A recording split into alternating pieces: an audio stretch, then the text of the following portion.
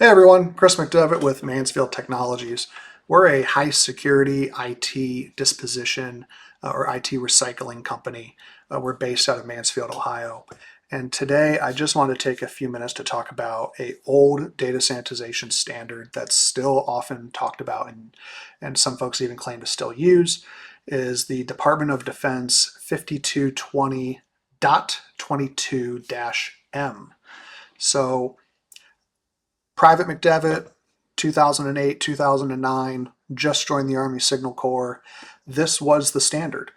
The standard was publicly available, and a lot of private sector organizations, because there really wasn't another data sanitization standard out there, latched onto it, including a lot of IT recycling companies. But no one should really be talking about this standard anymore today.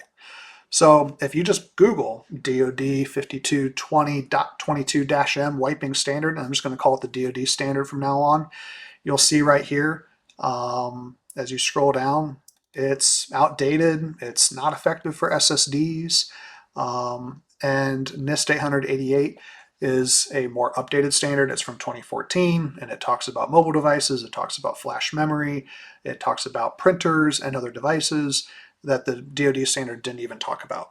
Back when this DoD standard came out, all you really had were hard drives and floppy drives. Everything was magnetic, and that's not the case today, and it hasn't been the case for a long time. So what ended up happening was this DoD standard was incorporated into what's called NISPOM, right? And so we're not going to dive deep into NISPOM, but what you need to understand is this NISPOM standard or NISPOM rule is meant for high security classified environments. It's not appropriate for commercial environments, banks, hospitals, local government.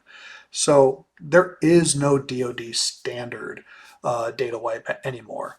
You get into the classified space, you have to destroy. And we're not going to talk about that in this video.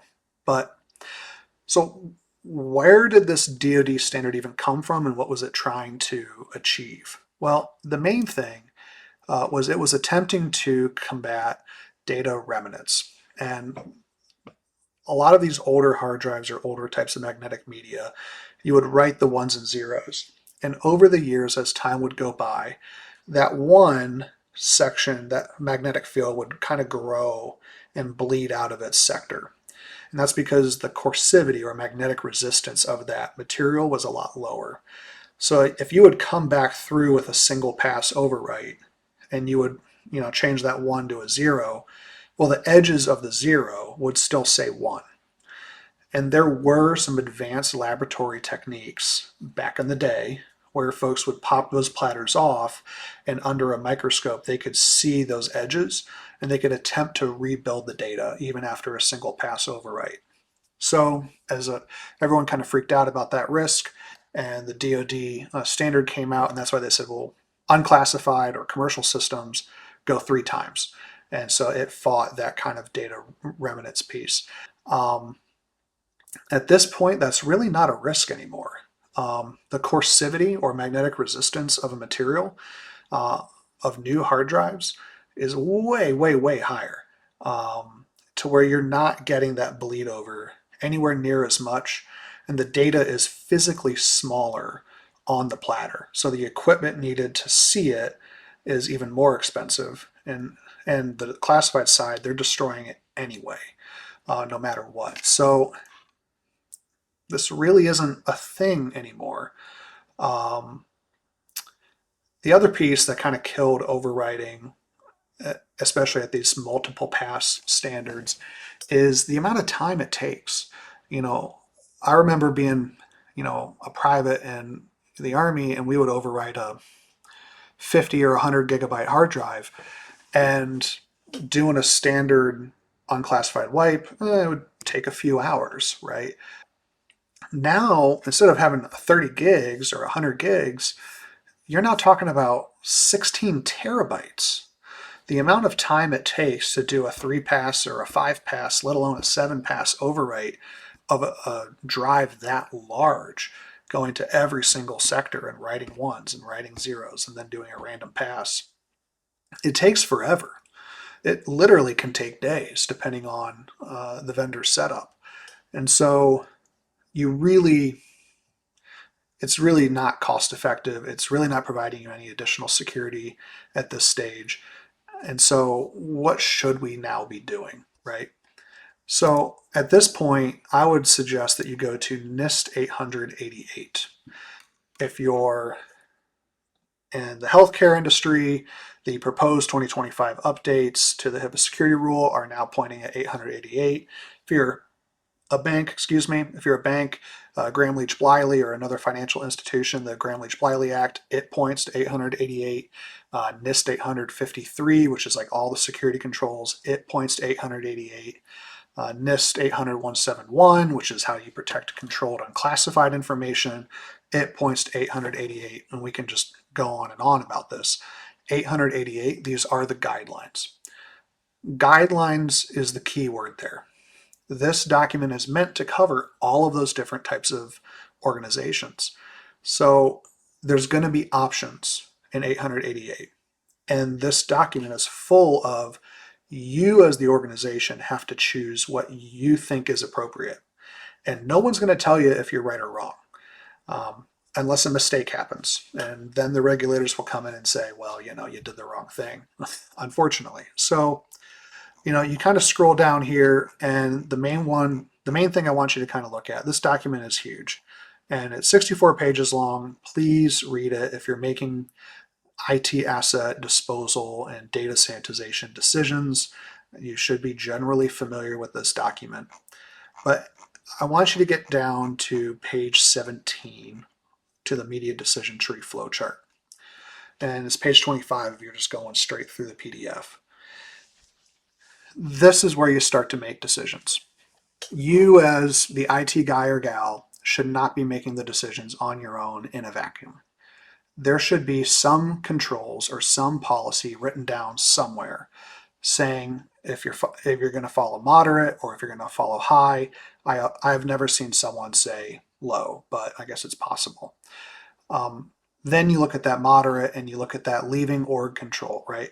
What does that org control mean? Well, it means, we're no longer reusing this machine internally. We're going to now send it out the door. And you'll see the minimum standard at moderate is to purge. What does purge mean? Well, wipe isn't really defined by NIST either, because wiping can mean different things for different types of media. Here is where they start to define clear, purge, and destroy down here on page 24. We're not going to go through it entirely. The link is going to be in the description. I would encourage you to read it yourself. But Appendix A is where it's really kind of key, minimum sanitization recommendations. And this is where you kind of get into different types of devices, office equipment, mobile devices, floppy drives, magnetic tapes.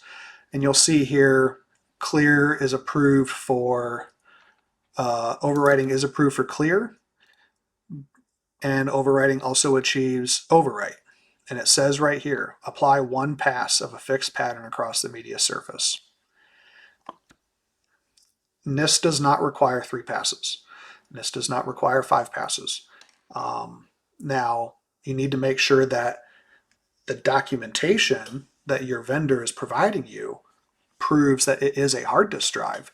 A list of serial numbers and just saying NIST wipe or NIST overwrite on the side, that's not going to fly anymore because not everything is a magnetic hard disk drive. So as you come down here and you look at flash-based memory storage devices, you'll see here overwriting is approved for clear under NIST, but it's not okay for purge. So what am I dancing around here? So if you are going to say under your NIST 853 media protection policy, we will follow moderate, but then your documentation from your IT recycling vendor doesn't prove that you're following that moderate level and achieving that purge standard. If you have a data breach, you don't really have much to prove to regulators that you weren't being negligent. Now, if you have a good vendor and they're saying, yes, hard disk drives were overwritten, yes, solid state drives, they were all ATA, right? And we did a block erase command. Cool.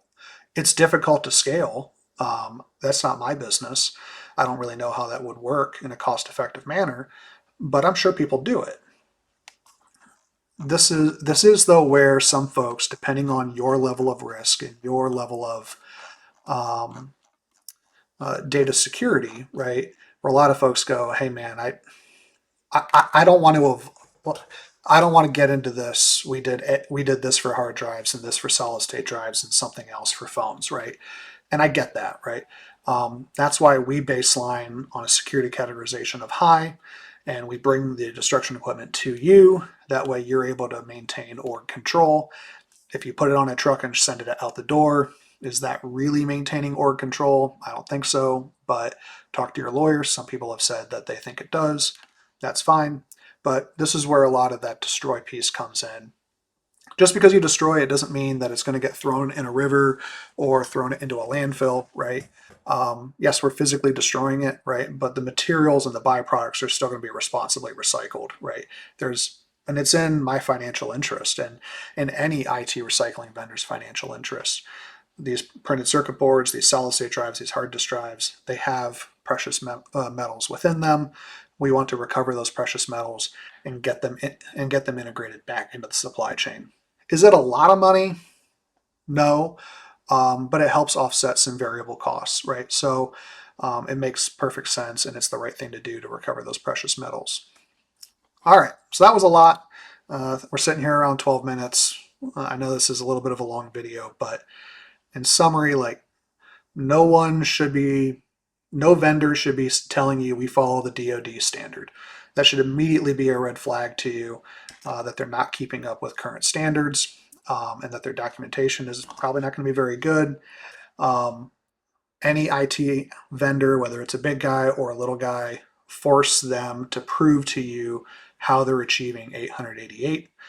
And if you need any help and you're within 500 miles of Mansfield, Ohio, we would love to compete for your business. If you're outside that radius and you maybe want a third party to come in and audit your current process, that's something that we're very comfortable doing. Or if you want a third party to maybe help you evaluate a couple different proposals and give you the pros and cons of vendor A versus vendor B, and you're on the other side of the country, so I can't even compete for it. Happy to do that as well. So my name is Chris McDevitt, Mansfield Technologies. If you need anything, mansfieldtech.us, and you can click this button right here to request consultation and fill out your information, and it'll go to me or someone else on our team. So I hope this video was helpful for you, and if you have any questions, feel free to reach out. Thanks a lot. Have a great day.